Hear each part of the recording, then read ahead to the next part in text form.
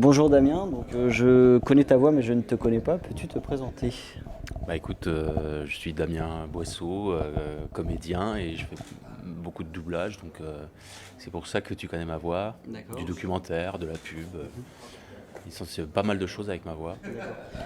Voilà. Euh, comment devient-on comédien en fait réellement? Enfin comment rentre-t-on dans ton métier? Alors, comment on devient comédien, ça la passion d'avoir envie de jouer des rôles et tout ça, pour tout le monde c'est à peu près la même chose je pense, donc tu vas en cours de théâtre. Je pense que d'abord il faut commencer par faire un peu de théâtre, faut pas hésiter à s'inscrire dans des troupes amateurs quand on est jeune, si on aime ça, aller jouer, puis après si vraiment ça te passionne, il faut aller rencontrer d'autres personnes qui ont la même passion et puis prendre des cours de théâtre bien sûr. Et puis à la suite des cours de théâtre, écoute, il y a plein de choses qui sont possibles pour les comédiens. Parce qu'entre faire un documentaire, une pub à la radio et jouer un rôle sur les planches, c'est vraiment totalement différent. Et pourtant c'est le même métier. Voilà. Question bête, est-ce que ta voix d'Edward Norton a servi pour les filles? Pour les filles, écoute, je crois pas. Je crois pas.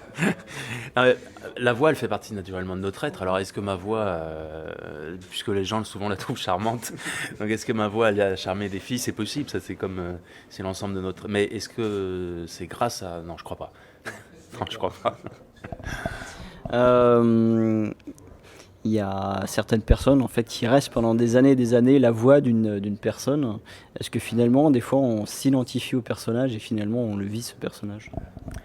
Alors écoute, c'est très curieux, mais quand on fait un doublage, il y a une sorte de.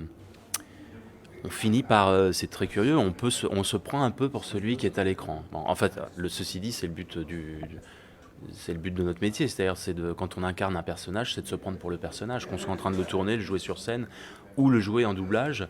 Finalement, à part que l'acteur qui l'a joué, c'est lui qui a dit comment il fallait le faire. Après, moi, je peux me.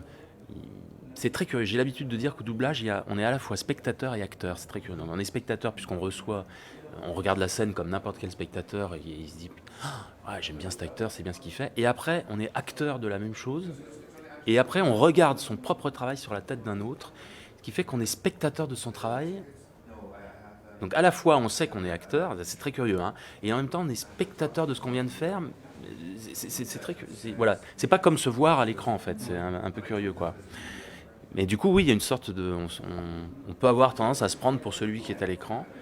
Du coup, après, quand on tourne et qu'on se voit à l'écran, on est un peu déçu parce qu'on est souvent on est moins bien foutu que ceux qu'on double. Euh, il y a beaucoup de personnes qui n'aiment pas leur voix. Est-ce que tu aimes ta voix? Écoute, alors la vérité, c'est que si je m'entends sur un répondeur, si je laisse un message et que le soir j'arrive le premier, que j'écoute le message que j'ai laissé, je m'aime pas du tout. D'accord. Je me dis mais quand je parle, j'aime pas du tout. Par contre, quand je suis en train de jouer un personnage, un rôle, le fait de coller ma voix sur la tête d'un autre, je l'aime bien, ouais. Et j'essaye de faire en sorte que ça serve au maximum celui qui est à l'écran, quoi. J'essaye de le rendre séduisant, charmant, beau. Enfin, j'essaye que ça colle, quoi. Voilà. Donc à ce moment-là, je la trouve plutôt sympa.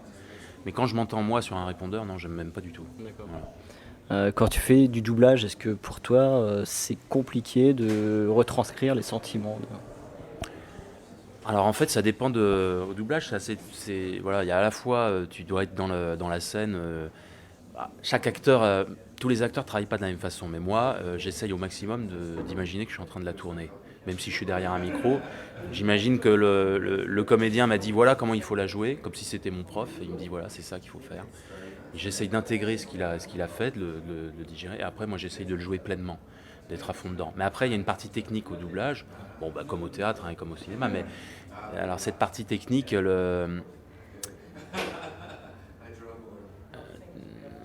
c'est un peu compliqué ce que je suis en train de raconter. Mais pour revenir à ta question, non, non, mais il y a cette partie technique et cette partie vraie. Donc, quand je dois jouer un personnage qui. Parfois, non, dans l'ensemble, moi, j'essaye de. Il y a des scènes plus difficiles que d'autres, mais c'est plus souvent, c'est pas d'aller chercher des sentiments compliqués. Ça, moi, j'y arrive plutôt. S'il faut pleurer, je peux me mettre à pleurer. S'il faut, souvent, je suis à fond dans la scène. C'est plutôt là, parfois, parce que être dans les sentiments, c'est une chose, mais coller à l'image, c'en est une autre. Donc il faut être à la fois dans les sentiments et à la fois qu'on ait l'impression que ce soit lui à l'écran qui le fasse. Alors parfois, c'est pas facile de trouver le juste milieu pour qu'on ait l'impression que ce soit vraiment lui qui soit en train de qui parle français alors qu'on sait bien qu'il parle pas français et qui en même temps il ait les sentiments vrais. Voilà. D'accord. Euh, le fait de justement que certains comédiens savent pleurer à la demande, Ouais. tu trouves ça est-ce que tu penses que c'est vraiment une sensibilité au niveau de la personne, quoi? Ouais, les comédiens ont tous des sensibilités différentes, mais dans l'ensemble, ce sont des gens assez souvent assez sensibles. Mais pleurer à la demande, je sais pas si c'est vrai. On pleure pas à la demande, mais par contre se mettre d'un seul coup, Inconditionnel. comprendre ce qu'est en train de vivre son personnage et d'imaginer que c'est soi, qu'on est en train de le vivre, et que du coup ça nous mette dans un état. Voilà. Mais quand tu tournes, bon, parfois un réalisateur peut te dire là je voudrais que tu pleures sur telle phrase et tout ça, mais c'est pas vraiment forcément ça, hein. Tu es dans tu proposes quelque chose, et si en jouant la scène d'un seul coup il te vient des choses et que tu te mets à pleurer parce que tu le vis comme ça, formidable, c'est parce que ça vient de toi, mais c'est pas forcément toujours comme ça. Voilà. C'est pour ça qu'au doublage c'est plus technique, puisque si lui il a pleuré sur telle ou telle phrase, à toi de créer intérieurement ce sentiment pour qu'il te vienne à ce moment-là, quoi. Mais après, on peut parfois, il y en a qui trichent, on peut tricher parfois, hein. Ce qu'il faut bien, ce qui est important, ce qu'il faut voir, ce qui est important, c'est ce que reçoit le spectateur.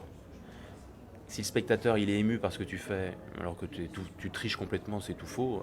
Après tout, quelle importance, ce qui compte, c'est que le spectateur soit ému. Avec le temps, est-ce que tu te dis qu'il y a certaines scènes que tu as doublées que tu aurais aimé refaire ou des choses dans le genre? Ouais, bien sûr. Ouais. Et C'est sûr. tu regardes souvent les films que tu... Non, je la regarde pas forcément. Ça m'arrivait à une époque quand j'étais un film dont j'avais été particulièrement touché. ouais, ouais, par le travail qu'il y avait à faire. Ça m'est arrivé à une époque d'aller voir pour voir ce que ça rendait, mais finalement, non, maintenant je le fais plus. Par contre, quand il repasse à la télé, je peux regarder 5-10 minutes, un quart d'heure pour voir si je suis content. Mais très souvent, quand on revoit des trucs qu'on a fait, on se trouve pas, on a envie de refaire. C'est terrible, mais on se dit, oh, j'aurais pu faire mieux là. Puis là, voilà, mais même quand tu es en train de travailler sur le film, hein, tu travailles sur un film, donc les scènes que tu as fait le premier jour, elles sont faites. Le dernier jour, tu repasses sur des scènes que tu as fait le premier jour. Tu dis, mais attends, je voudrais refaire, là, ça va pas. Enfin, on est rarement satisfait. On veut toujours faire mieux, hein, mais c'est valable dans plein de domaines, hein, pas que dans le métier d'acteur, je pense. D'accord. Le fait de venir en convention, qu'est-ce que tu ressens? Alors écoute, j'avais pas l'habitude de le faire. J'étais très surpris au début de voir que les voix, que les gens s'attachaient autant aux voix. Donc au départ, je me demandais pourquoi on m'invitait, si c'était vraiment... Mais bon, moi personnellement, je suis assez touché.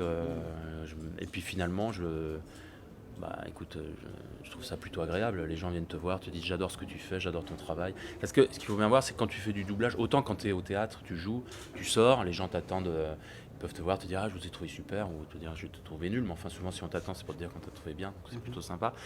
Mais bon là c'est immédiat, t'es content, d'ailleurs quand t'as salué, t'es applaudi.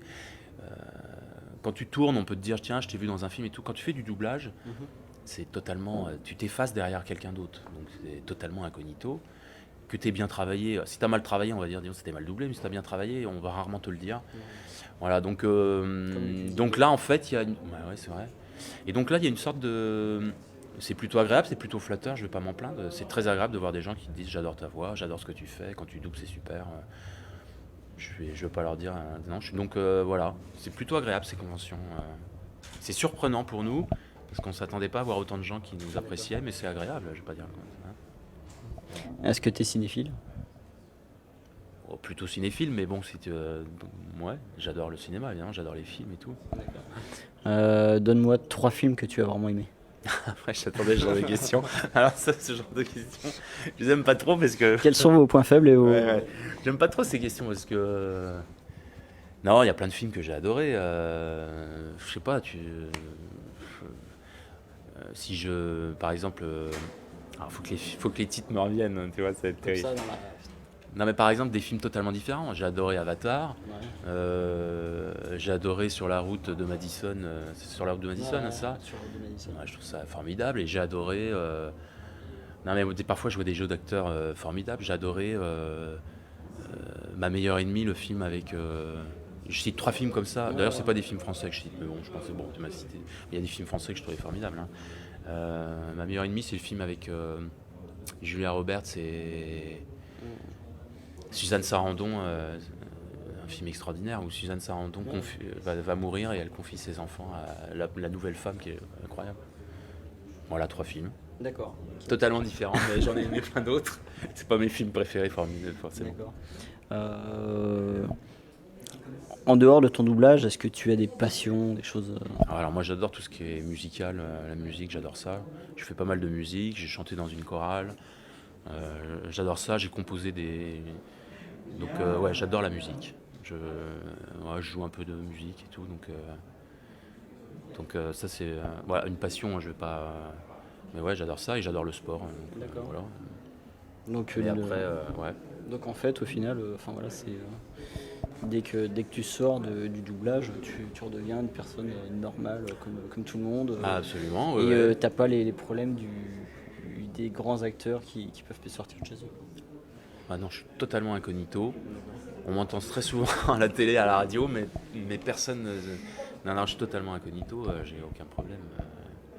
Non, non, quand ils deviennent des stars, quand on devient une star, je pense que ça doit être très flatteur, très agréable, on est heureux.